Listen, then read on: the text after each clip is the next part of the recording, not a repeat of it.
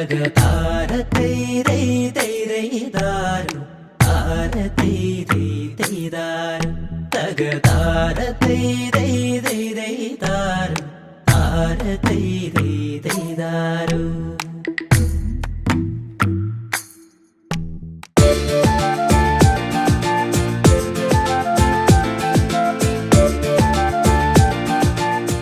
Raise eigen NEET top സ്കോറേഴ്സിന്റെ വിശേഷങ്ങൾ പറയുന്ന ഈ ജേണിയിൽ ഇന്ന് എൻ്റെ കൂടെ ഉള്ളത് രണ്ട് ഹാപ്പി ഫേസസ് ആണ്.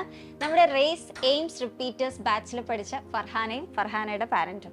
അപ്പോൾ ഫർഹാനേനെ ഡോക്ടർ ആക്കുക എന്നുള്ളത് ഫർഹാനയുടെ ആഗ്രഹത്തെക്കാൾ കൂടുതൽ ഉമ്മയ്ക്കായിരുന്നു ആഗ്രഹം എന്നുള്ളത് പറഞ്ഞു. അപ്പോൾ എന്തുകൊണ്ടാണ് അങ്ങനെ ഒരു ആഗ്രഹം വന്നത്?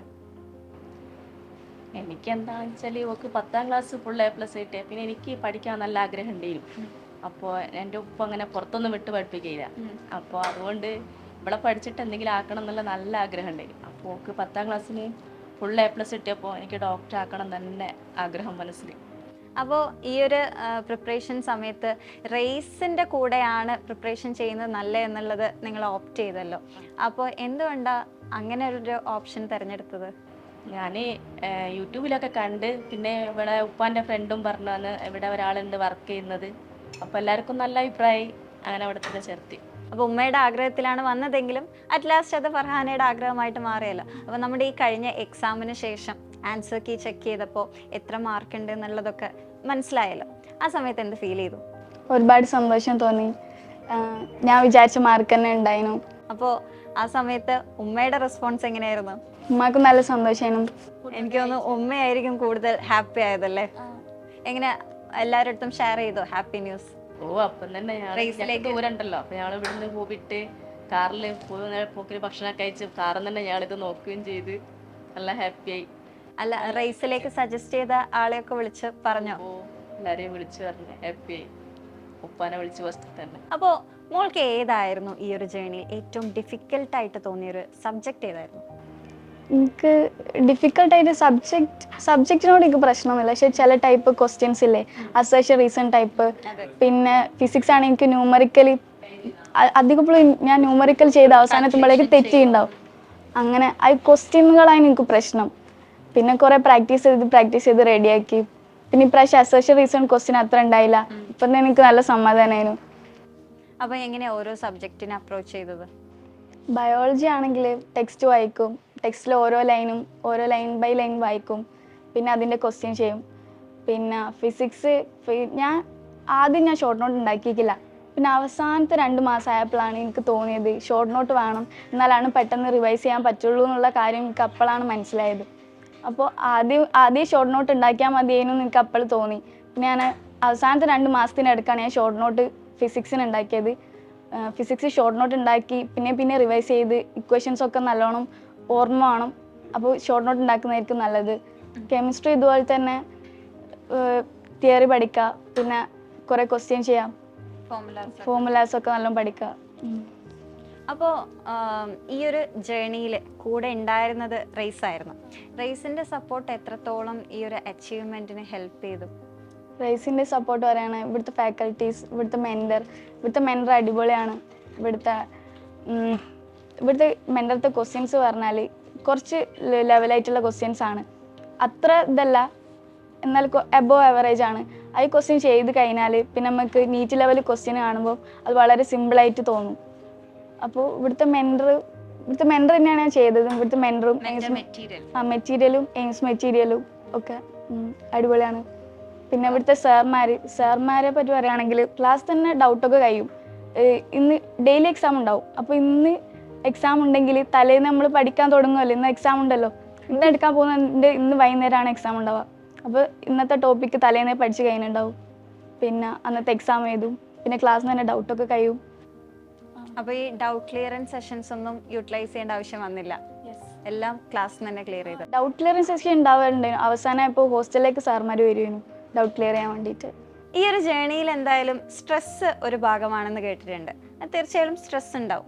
അപ്പോൾ ഫർഹാനയുടെ ജേണി എങ്ങനെയായിരുന്നു? സ്ട്രെസ്ഫുൾ ആയിരുന്നോ? എനിക്ക് അത്ര സ്ട്രെസ്സൊന്നും ഉണ്ടായിരുന്നില്ല.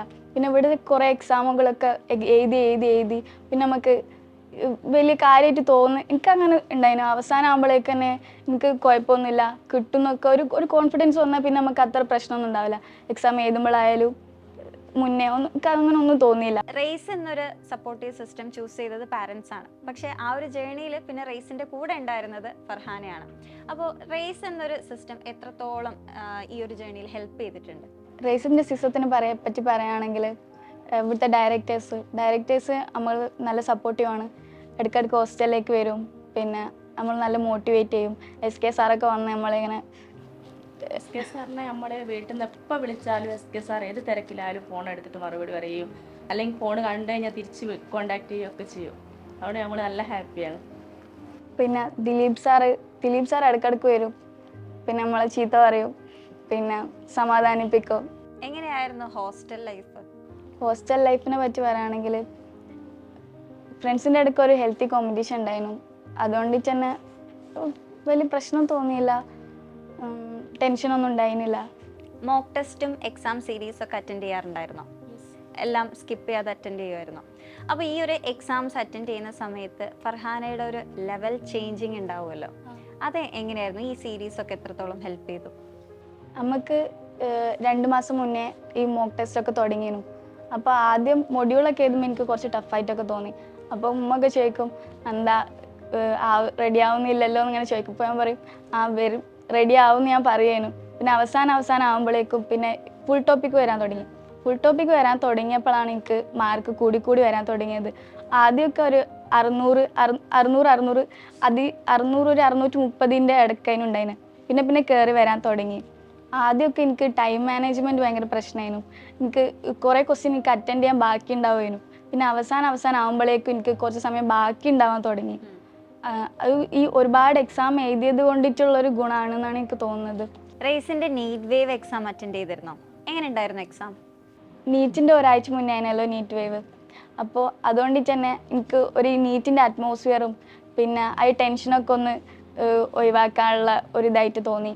പിന്നെ നീറ്റിനേക്കാൾ കുറച്ചുകൂടി ടഫായിട്ടാണ് എനിക്ക് നീറ്റ് വേവ് തോന്നിയത്.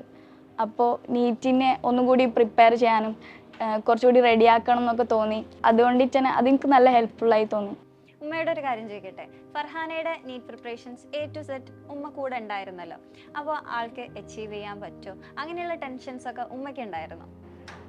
മാർക്ക് കാണുമ്പോൾ ഇവള് ഫോൺ ചെയ്യുമ്പോൾ ഞാൻ പറയൂ ടെൻഷൻ അടിക്കേണ്ട, കുഴപ്പമില്ല, അത് റെഡിയാവുമെന്ന് പറയും. പക്ഷെ ഉള്ളിൽ ടെൻഷൻ ഉണ്ടാവും.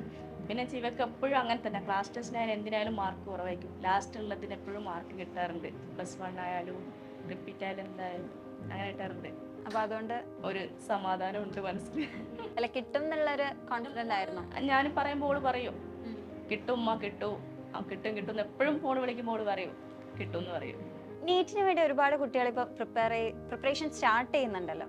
അപ്പോൾ ഈ ഒരു ജേണിയിലൂടെ ഫർഹാനയ്ക്ക് മനസ്സിലായ കുറേ കാര്യങ്ങളുണ്ടാവും. എന്തൊക്കെ ചെയ്യണം, ഫസ്റ്റ് മുതൽ എന്തൊക്കെ ശ്രദ്ധിക്കണം എന്നുള്ളത് ഈ ഒരു എൻഡിലെത്തിയപ്പോൾ മനസ്സിലായിട്ടുണ്ടാവുമല്ലോ. അപ്പോൾ നമ്മുടെ ഈ ന്യൂ ആയിട്ട് പുതുതായിട്ട് എക്സാംസിന് പ്രിപ്പയർ ചെയ്യുന്ന മക്കളോട് എന്തൊക്കെ പറയാനുണ്ട്? നമ്മൾ ഒരുപാട് വട്ടം നമ്മൾ റിവൈസ് ചെയ്യേണ്ടി വരും. ബയോളജിക്കാണ് നമ്മൾ പെട്ടെന്ന് മറക്കും. അപ്പോൾ നമ്മൾ കുറേ വട്ടം റിവൈസ് ചെയ്യാം. എൻ്റെ ഒരു സ്വഭാവം എന്താണെന്ന് വെച്ചാൽ എനിക്ക് ടഫ് എന്ന് തോന്നുന്ന കാര്യം ഞാൻ മാറ്റി വെക്കും. അപ്പോൾ നമ്മൾ ആദ്യം പഠിക്കാൻ തന്നെ ശ്രമിക്കുക. ഇത് അവസാനത്തേക്ക് വെച്ച് പിന്നെ അവസാനം അതുകൂടി മൊത്തം ടെൻഷൻ ആവും. അപ്പോൾ അവസാനത്തേക്ക് ആക്കാണ്ട് നിൽക്കാം. പിന്നെ നമ്മൾ ഒരു എക്സാം നമ്മൾ ഒഴിവാക്കാണ്ടിരിക്കുക. നമ്മൾ ഓരോ എക്സാം കഴിയുമ്പോഴാണ് എവിടെയൊക്കെയാണ് നമ്മളെ തെറ്റ്, എന്താ നമുക്ക് അറിയാത്തത്, അതൊക്കെ നമുക്ക് എക്സാമിലൂടെയാണ് നമുക്ക് മനസ്സിലാവുക. അപ്പോൾ ഓരോ എക്സാം നമ്മൾ സ്കിപ്പ് ചെയ്യാൻ പാടില്ല. ഞാൻ എന്താ ചെയ്തതെന്ന് വെച്ചാൽ പിന്നെ എക്സാമിൽ തെറ്റുന്ന കാര്യങ്ങളൊക്കെ ഞാൻ എഴുതി വെക്കും. എന്നിട്ട് അത് പിന്നെ എടുത്ത് പഠിക്കും. അപ്പോൾ നമ്മൾ തെറ്റിയ കാര്യങ്ങളല്ലേ നമ്മൾ നല്ലോണം പഠിക്കേണ്ടത്. റേസിൻ്റെ മെറ്റീരിയൽ ഫുള്ള് കവർ ചെയ്യുമ്പോഴേക്ക് തന്നെ പിന്നെ ഏകദേശം എല്ലാ ഭാഗങ്ങളും നമ്മൾ പഠിച്ച് കഴിഞ്ഞിട്ടുണ്ടാവും. പിന്നെ എല്ലാ ചെറിയ കാര്യങ്ങളും നമ്മൾ പഠിക്കണം. ഒന്നും നമ്മൾ ഒഴിവാക്കാനുള്ള ഒന്നും ഇല്ല, ഒക്കെ പഠിക്കുക. എൻ്റെ പ്രിപ്പറേഷനിൽ മൊത്തം റേസ് എൻ്റെ കൂടെ ഉണ്ടായിരുന്നു. എൻ്റെ ആഗ്രഹമായിരുന്നില്ല ഡോക്ടർ ആവണം എന്നുള്ളത്, എൻ്റെ ഉമ്മാൻ്റെ ആഗ്രഹമായിരുന്നു. പക്ഷെ ഇവിടെ വന്നതിന് ശേഷം അത് എൻ്റെ കൂടി ആഗ്രഹമായിട്ട് മാറി. അതിനു വേണ്ടിയിട്ട് ഞാൻ വർക്ക് ചെയ്തു. റേസിനോട് ഒരുപാട് നന്ദിയുണ്ട്. റേസിലെ എല്ലാ ഫാക്കൽറ്റീസിനോടും എല്ലാവരോടും. പിന്നെ എൻ്റെ ഫാമിലി നല്ല സപ്പോർട്ടീവ് ആയിരുന്നു. അപ്പോൾ വർക്ക് ചെയ്താൽ നല്ലൊരു അച്ചീവ്മെൻറ്റ് കിട്ടും എന്നുള്ളത് നമുക്ക് ഫർഹാനയിലൂടെ മനസ്സിലായി. എന്തായാലും പ്രൗഡായിരിക്കുന്ന ആ ഒരു ഫേസ് കാണുമ്പോൾ തന്നെ ഞങ്ങൾ റേസിന് ഭയങ്കര സന്തോഷമാണ്. അപ്പോൾ ഈ ഒരു ജേണി ഇങ്ങനെ മുന്നോട്ട് പോകട്ടെ, എല്ലാവിധ ഡ്രീംസും അച്ചീവ് ചെയ്യാൻ പറ്റട്ടെ, മോള് പ്രിഫർ ചെയ്യുന്ന ഏറ്റവും നല്ല കോളേജിൽ തന്നെ അഡ്മിഷൻ കിട്ടട്ടെ. All the best.